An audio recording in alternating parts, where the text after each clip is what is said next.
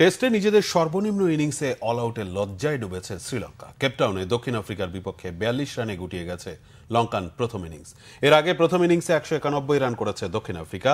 দ্বিতীয় দিন শেষে দ্বিতীয় ইনিংসে ৩ উইকেটে ১৩২ রান করে ২৮১ রানের লিড নিয়েছে প্রোটিয়ারা।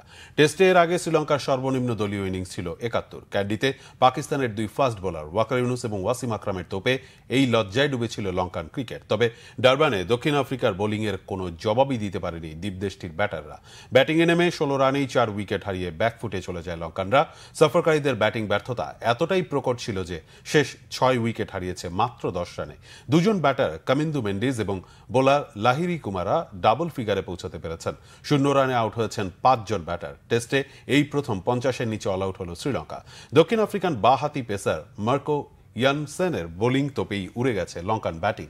৬.৫ ওভার বল করে ১৩ রান দিয়ে ইয়ানসেন নিয়েছেন ৭ উইকেট। এর আগে টসে হেরে ব্যাটিংয়ে নেমে ৮৩ রানে ৫ উইকেট হারিয়ে বিপর্যয়ে পড়েছিল দক্ষিণ আফ্রিকা। কিন্তু অধিনায়ক তেম্বা ভাদুমার ৭০ রানে প্রথম ইনিংসে অল আউট হবার আগে ১৯১ রান করেছে প্রোটিয়ারা।